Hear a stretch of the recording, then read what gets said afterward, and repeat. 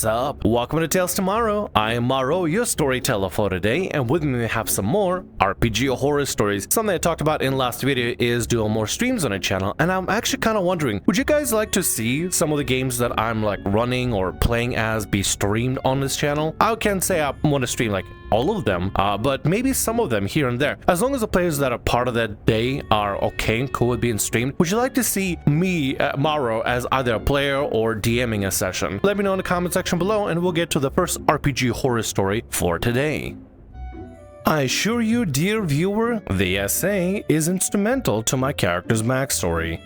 Just the guy whom has joined one of the tables I'm playing at. We play online and have a Discord server where we discuss character backstories. So this guy joins the table and immediately gives us the character idea of, exact quote, "He and his tribe pillaged all they could with no sense of sparing the civilians and did horrible R-rated stuff.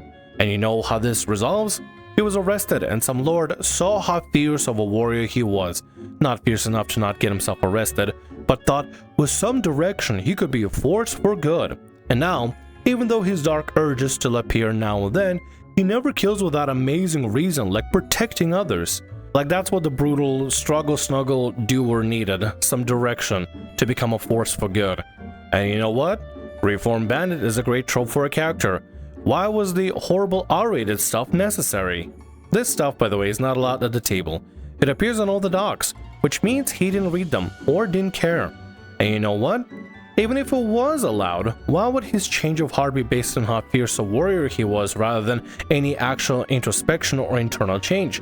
Thankfully, the DM immediately said she was giving him exactly one chance to explain why this wasn't as bad as it looked, which he obviously failed to do, getting immediately banned, but oh my god. You know, it feels a really weird champ moment to think a character that's like, he is the most evil force ever, and he has a tribe, and he does very not safe for work stuff that's very clearly not safe for work, and terrible and awful and assaults people, but he could be a force for good, but still do not safe for work stuff that doesn't make people feel good. You know, I understand that I'm using these like special words and stuff, and I know I feel silly, but like, I like this YouTube channel, guys. I like this YouTube channel, okay? I want to keep doing stuff on here. But either way, making a character's whole baseline is, oh yeah, we just let him struggle snuggle. He just snuggles occasionally, but he's totally a force for good. I don't think he is. I don't think you're making the kind of character that you think you're making. I think you're making kind of a character that's kind of not okay for the campaign. Anyway, next story for today, I guess. Dante's Inferno. The following short stories are from the back in my high school days. My D&D group was young and 5-year rules were often broken or forgotten. Looking back at my earliest adventures, I should have been turned away from D&D because of the pure, unbridled insanity of a single player. From here on out, I'll refer to the player as Dante after his first PC. To get this out of the way, he was overly zealous and easily crossed. Anyone who did the smallest thing that went against him, his ideals, or his Christian faith would basically become a target for his spite and passive aggressiveness. This, of course, including me, who he tried to turn everyone I knew against me multiple times. Story 1. The first failure of Fan Delver. Our journey begins with LMOP, a good starting module for a bunch of new players. Dante wanted to be the DM for issues that will become clear later on. The first session was pretty much just us clearing Crackmaw Cave. The only difference was that the cave was basically shortened, but since we were all new, it didn't matter. Session 2, on the other hand, we started heading over to Phandalin, where Dante loses control. The party wanders into the forest following my friends, who we'll call Blue, Druid. Turns out the Blue's PC was actually looking for mushrooms to get high off of. Again, we were high schoolers.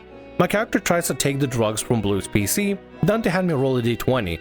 Can't for the life of me remember what skill check it was at the time, but I ended up rolling a nat 20. My first, actually. Dante says that instead of taking the shrooms, I insta-kill the Druid.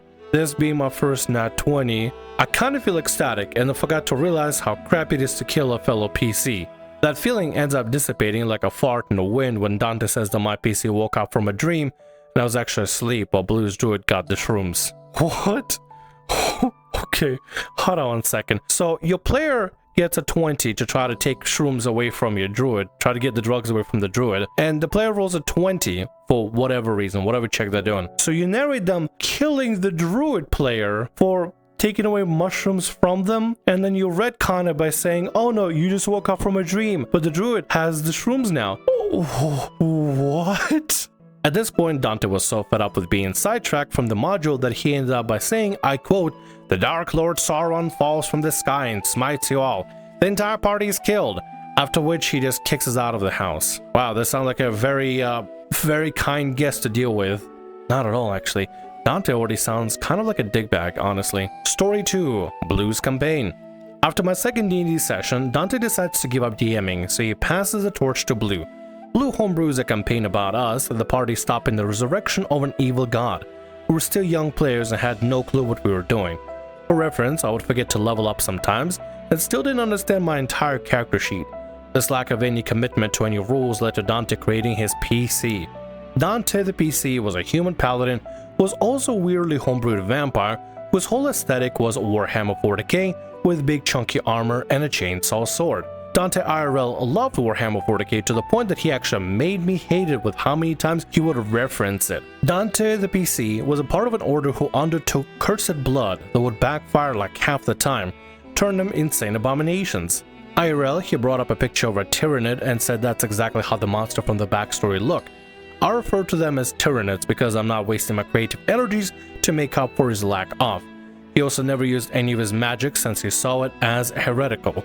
Yeah, I'll probably turn off if somebody just constantly talked about this thing nonstop. I have a couple of friends that, well, I had a couple of friends, I kind of cut them off from there, that not for their interest because they're just not enjoyable people. But basically, I knew a guy that only talked about Halo 24/7. You asked him how his weekend was, he'd talk about, you know, Halo for like 4 hours. You tell him, hey, do you want a banana flavor ice cream or chocolate flavor ice cream? And he talked about Halo. You asked him, hey, what's up? He mentions Halo and just nonstop, and just, yeah, at some point you gotta cut the friend off. And the whole thing about like drinking the liquid of the demons to turn into abominations, you know what that is? That is 100% Dragon Age.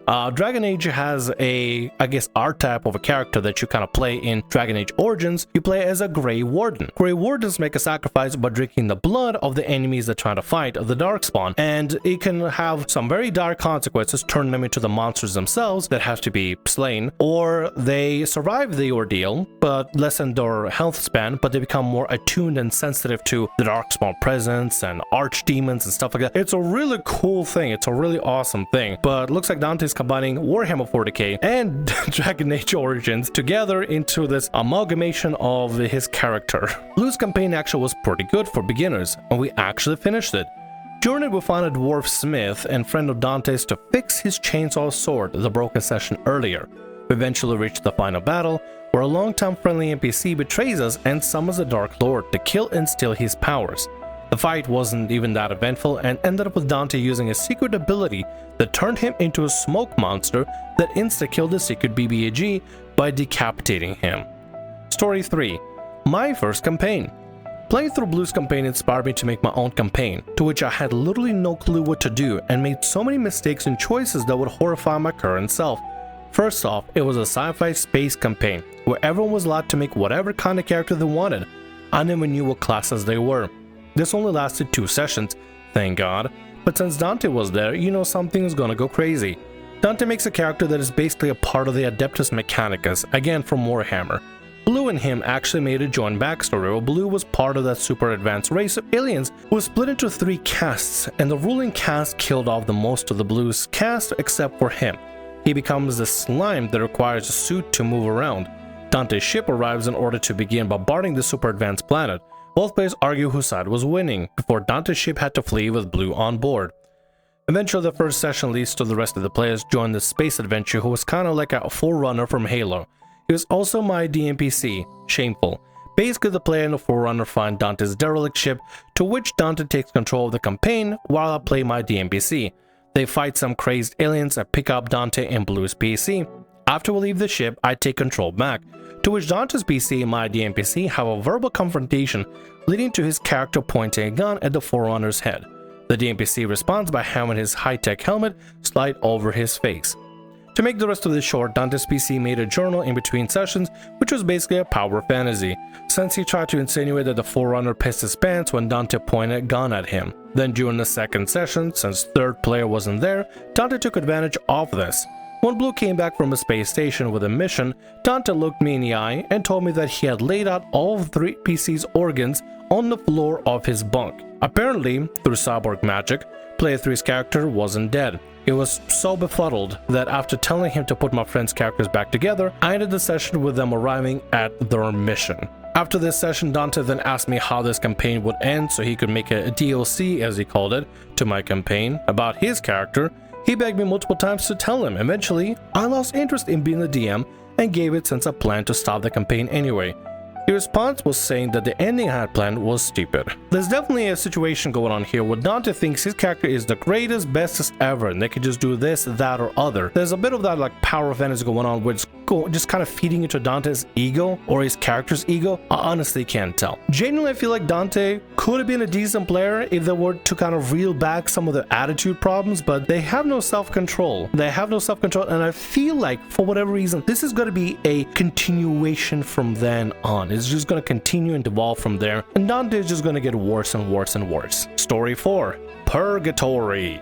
So near the end of Blue's campaign, Dante asked him if he could make a DLC for his campaign. Blue wanted to be a player again, so he ended it as killing the BBEG. The following events are cemented in my mind as the worst experiences I've had in all of D&D. Before it starts, Dante asks Blue what the real Christian god is in his fantasy world. What? Wait, are we going back to more Christian gods in D&D world? Don't put Christian gods in D&D world. Or at least, like, I mean, I don't know. At least I feel like you should probably check with players like, hey, y'all cool with having Jesus here and God from IRL? I don't know, man. I don't know what specifically inclines you to want to put real IRL God or Jesus or any kind of Christianity characters into your campaign, but I feel like that's something you should clear with your players ahead of time, just so they're jarringly surprised by, oh my god, it's actually a real God from Christianity in the game. Oh my god, it'll pull me out of the fantasy so quickly. But you know what, the questions has already been asked. Let's see how this devolves. Blue calmly responds by telling him that he isn't in this world, but if he was, then he would have been killed by the Dark God, since Dark God killed every god.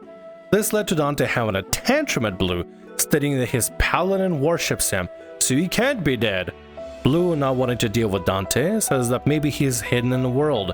Dante still doesn't like this and begins passive-aggressively insulting Blue's world. Because all the gods were killed by the Dark Lord? I mean, you should have known this by now already. That's just explanation for the world. That's the entire basis of the world that was created there. Do paladins need a god in particular? I think their power comes from the oath. At least, I think I watched a video where somebody explained, I don't remember the actual video or who the person is, but I remember the words were that the power of paladin comes from their oath, not necessarily from the deity that they select. I feel like clerics are probably more directly tied to a specific god, but with paladins it's mostly to their oath. Like, yeah, the deity also matters as well, pretty sure, but they kind of are more oath related rather than deity related. Well, actually no, clerics aren't even deity related, they're domain related. So yeah, you know, I think I'm just overthinking it. Let's just continue with the story. Now we enter Dante's campaign, an IRL purgatory. We start off in a village that gets attacked by cultists.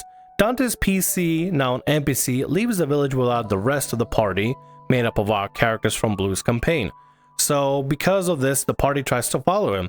We eventually make it to this seemingly empty city. Walk around until we'll find ourselves in the area where a bunch of crazy people, probably working with the cultists, are watching us. A lion gets released into the arena, but the ranger tames it. That's when the arena lord reveals that the lion is just a meal to lure out a giant Tyranid. This Tyranid proceeds to decimate the party and also without any saving throws or check, rip off my character's arms. After that, Dante's PC slays the beast and threatens the entire crowd of crazed citizens. Of course his character comes in and slays the beast because his character is the bestest ever. Dante is falling under my DMPC is better than your character trope. Oh, this is terrible. I mean, ripping off arms as well is terrible, but this is just gonna devolve. There's no evolution. We're evolving, but backwards. He then takes us to a cathedral where he secretly kept the head of the previous BBAG. He brought it out and set it in a magic bird bowl of blood that allowed it to talk. At this point, I asked if the dwarf that made and fixed Dante's chainsaw blade could make a new arm, to which our glorious DM tells me that the dwarf died off screen, that I can instead find a new arm in the cathedral, his way of keeping us on track. We then defend the cathedral with a Warhammer 40K cyborg from a bunch more cultists. Dante then tells us that we need to go to another sect in order to find allies. The party decides to use this magic chalk to teleport us, since we used it in all the time in the previous campaign. Since this would skip over all of the encounters our DM had planned, Dante told us that the cultists could track us if we use any magic. We didn't argue, but looking back on a day later, but realized that it wouldn't matter if the cult can track us, since we can just teleport anywhere in the world. We then get put through this encounter with another Tyranid in a cave. Tyranid is completely invincible until we turn off all the magic lanterns in the room, our only source of light in the cave. We didn't even have a single clue as to how this puzzle works, until DM Dante told us. Since we didn't know in character, we refused to metagame to help with his crappy encounter. We then kill the monster, but not before it stabs PC Dante through the chest. We try to heal him while he is still talking to us, but the DM tells us he is too wounded, so his player character dies, and so ends his first session. I wish it ended there for me. I really did. That was definitely not the case. Since DM Dante didn't like the session that much, he restarted it from before the cathedral attack. We'll play it up until the ending point of last session with the PC Dante dying, and this time, the cave collapses after we slay the Tyranid. After session 2, can you guess what happens? He restarts it again. This time, after we beat the cultist. I'm noticing a pattern that if Dante's PC dies, the whole thing restarts, like being retconned or rewinded on tape and stuff, and there's a redo every single time just to keep his character alive. And I'm gonna assume it's gonna keep happening over and over and over again until his character is actually alive this time around. Probably. This time we get to interact with the town outside the cave, and the Tyranid is in. Dante dies, and the session ends. Luckily, that was the last session. But for future sessions, Dante wanted us dialogue options when interacting with future NPCs, like a Bethesda game. I'm so glad that we never continued after that session. Dante has a very limited imagination. Everything has to be about Warhammer 40K and Tyranids and stuff. Like, if you want to play Warhammer 40K systems and TTRPGs and stuff, play those. You don't have to play D&D. I mean, I guess you could homebrew stuff into D&D. It is fairly flexible. But I feel like Dante didn't want to play, like, D&D Warhammer 40K. Or maybe he did. I don't know what Dante wants. I don't think anybody can know what Dante wants except Dante. But even then, I feel like Dante doesn't even know what he wants, because he just retcons things to continue going further and to put stuff in it. He thinks he has better stuff going on, but he constantly needs to rewind stuff and retcon his own stuff because he doesn't even know what he wants. He can be like, oh, your end you come up with your campaign is so crappy, but he can't even make up his mind on his own campaign as well. The man is an enigma. He is a mystery that I really don't want to discover. It's one of those mysteries I just want to leave to the side. The man is a mystery that should not be solved, just left to their own devices. But seriously, having dialogue from a Bethesda game? No. Please don't put that into your games. Please, I get video games have that, but don't put that into your games for love of everything that is good in the world. Do not do that. Do not restrict your players to have a Bethesda level dialogue into it, because that's not the way to run a campaign. It should be more free-flowing. You should be able to be getting character, ask questions, or roleplay. That's the whole fun point of it. If you limit it to a 4 selection choice, you might as well just play a Bethesda game. Simple as that. I think if you want to just have that system, you play a video game where you have limited choice every single time. Everything is so hyper structured. Ending segment later on, Blue and I asked Dante if he wanted to join a campaign with us, the one actually using all the 5e rules, since Blue and I finally got around to reading them. He wanted to play a cleric who worships the Christian God. Blue and I told him no, since Christianity didn't exist in this world. His response was telling us if he wasn't worshiping God, that he would be betraying him. Wait, you're playing a fictional character. You're allowed to play a fictional character that doesn't need to worship God. Do you need to worship God in everything you do, including a video game or TTRPG and stuff? When you're playing a video game and your character worships a different character other than, like, if let's say for example you're playing any game, you're playing, I don't know, you're playing Warhammer 40K, where they worship the Emperor, who is, let's be honest, is not a Christian God. He is the Emperor. If a character from Warhammer 40K worships the Emperor, does Dante feel like he's betraying God when he's playing this fictional character? I'm asking real questions. I need to know. After that, we never played D&D with him again. After finding out that his zealous faith made him extremely discriminative to many of my LGBTQ+ friends, and after he tried to turn everyone against me multiple times, me, Blue, and all of our friends blocked him on all social media during the year of the pandemic. To this day, I still play D&D and love the game, though Ranger could be better. Cautious Cauldron of Everything usually fixes Ranger, and there's a lot of subclasses out there for Ranger anyway from official material that are fantastic. I recommend Gloomstalker, that's usually what people go for, or Drake Warden. I think there's a Fey Ranger as well, that's also really good. Anyway, there's a lot of flavor for Ranger out there. Either way, yeah, I'm glad you're not playing with Dante anymore, especially if you're just an unpleasant person to be around, an unpleasant person to play D&D with, and especially if they're gonna let their Christian faith stop them from worshipping other gods. I just don't understand it. I have no idea. I don't know what's going on, man. I am done. My brain is already rotted. I don't want to ask any more questions. I don't think I'll ever get answers for the questions that I ask. Dante is just not a good fit for your current game and your current group. Best not to play with them. And with that, that's gonna be all our stories for today. I want to thank you very much for watching, and thanks so much for being here. If you like what I do, consider subscribing to the channel and leaving a like. Also, if the RPG Horror Stories ever goes down, or if you want to submit your own personalized horror story, email is down in the description below. I'll see you again in more Tales tomorrow. Bye-bye.